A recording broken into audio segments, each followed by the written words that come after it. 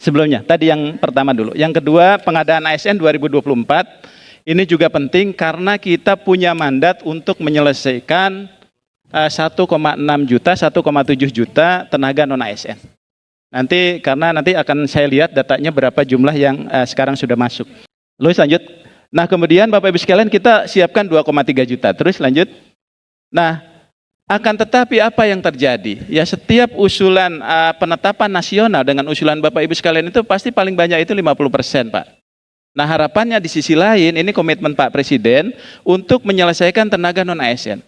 Nah, harapannya Bapak Ibu sekalian, Bapak Ibu bisa mengoptimalkan formasi yang 1,7 juta. Ya, yang 1,7 juta itu. Karena setelah Desember 2024 itu tidak boleh lagi ada status yang lain. Ya, berarti otomatis kalau dia bukan ASN dia akan diberhentikan. Pada prinsip dasarnya tidak boleh ada yang diberhentikan. Tapi ketika Bapak Ibu tidak mendorong mereka untuk menjadi P3K, nah mereka akan diberhentikan. Nanti saya akan ceritakan bagaimana mekanismenya supaya mereka tidak diberhentikan. Nah, ini penting Bapak Ibu sekalian. Di 2022 dia 77% itu karena kita ada reformulasi pada saat itu. Ya, sehingga ada peningkatan jumlah yang lulus. Lanjut agak cepat karena waktunya. Nah ini Bapak Ibu sekalian, progres usulan kita rupanya Pak Deputi, Pak Harmen masih 50% ya. Padahal harapannya kita ingin menyelesaikan tenaga non ASN. Ya, lanjut kalau kita lihat datanya. Nah, ini baru 1,2 padahal yang disiapkan itu 2,3 juta. Nah, nanti jangan sampai Bapak Ibu sekalian, mereka itu sudah tahu akan diangkat. Dan mereka sudah berbondong-bondong datang ke Kemenpan RB. Ya, guru datang ke kita, Pak, sudah lumayan bahwa mereka itu punya harapan untuk bisa jadi aparatur sipil negara. Ya. Kemarin Pak Oto kita juga kedatangan guru, ya, guru-guru honor gitu. Kalau guru-guru datang, Pak, kami minta bantuan ke Satpol PP, Pak. Satpol PP ini ada demo, tolong dijagain ya. Kemarin itu kebetulan yang demonya Bu Ses Satpol PP, kita bingung mau telepon siapa, gitu ya. Nah, oleh sebab itu Bapak Ibu sekalian, ini mohon dioptimalkan. Jadi 1,2 ini masih jauh dari harapan untuk menyelesaikan tenaga non-ASN. Saya kemarin sampaikan, nanti kalau tenaga non-ASN protes ke kita, kita akan balikan ke Bapak Ibu sekalian. Karena instansinya tidak mengusulkan dan sebagainya. Ya, jadi artinya Bapak Ibu sekalian kita sudah fasilitasi ini dengan BKN, tinggal Bapak Ibu bagaimana menyelesaikan ini. Karena mereka itu terkena konsekuensi, tidak boleh ada status lain setelah Desember 2024. Nah, ini penting Pak, nanti tidak boleh lagi ada honorer, honor daerah, ya, PTT, pegawai tidak dan sebagainya. Ya. Nah, oleh sebab itu, ini masih jauh dari harapan kita, dari formasi yang disiapkan, yang diumumkan oleh Pak Presiden. Kita sudah mendengarkan bersama bagaimana penjelasan dari Kemenpan RB tentang jumlah formasi yang sudah diusulkan oleh pemerintah daerah. Data per 31 Januari 2024, formasi yang diusulkan oleh Pemda hanya mencapai 50% dari 2,3 juta yang sudah disiapkan oleh pemerintah pusat. Akhirnya, penyelesaian honorer menjadi P3K terancam gagal. Maka pemerintah perlu melakukan solusi seperti disampaikan di video ini.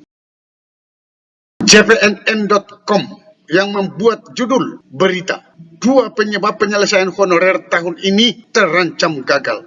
Ada solusinya. Ini ditayang pada hari Rabu 21 Februari 2024. Penyelesaian honorer tahun ini terancam gagal. Jangankan menuntaskan tenaga non-ASN tercecer, honorer yang sudah masuk di pendataan BKN pun masih tanda tanya. Banyak yang masih ragu penyelesaian honorer bisa tuntas tahun ini. Itu disampaikan oleh Dewan Pembina Pengurus Honorer Non-Kategori 2 Indonesia, Raden Sutopo Yuwono. Keraguan honorer ini, lanjut Sutopo, melihat gelagat pemerintah daerah menyikapi rencana pemerintah merekrut 2,3 juta CASN, baik PNS maupun P3K tahun 2024. Pemda sangat minim mengajukan formasi P3K 2024 untuk honorer, sehingga bisa diprediksi tidak semuanya terakomodasi. Kondisi ini membuat honorer makin galau. Padahal Undang-Undang 20 tahun 2023 tentang ASN pasal 66 dengan tegas mengamanatkan penyelesaian honorer harus selesai hingga 31 Desember 2024. Menurut Sutopo, ada dua hal yang membuat target penyelesaian honorer di tahun 2024 belum maksimal. Yang pertama, kuota P3K 2024 yang disediakan untuk honorer teknis, termasuk tenaga kependidikan tendik, tidak sebanding jumlah honorer tendik yang ada di SD, SMP, SMA, SMK dengan berbagai formasi, baik penjaga sekolah, laboran, TU, pustakawan, dan lainnya. Kedua, Pemda tidak maksimal mengajukan kuota yang tersedia. Sutopo mengatakan bila memang masih akan diselesaikan semua, ada 3 solusi yang bisa diambil oleh pemerintah. Pertama, dibuka rekrutmen 3 kali. Misalnya April, Juli, Oktober. Kedua, setiap rekrutmen dapat mengajukan tambahan kuota yang tercecer. Rencana rekrutmen 3 kali ini pernah terjadi di tahun 2021. Yang ketiga, bila rekrutmen ASN P3K 2024 hanya dilaksanakan 1 kali, maka yang belum diangkat 2024 akan diangkat menjadi P3K paruh waktu. Sampai ketemu pada video berikutnya di channel ini. Jangan lupa dukung terus channel ini dengan cara klik subscribe, like, dan loncengnya. Semoga bermanfaat.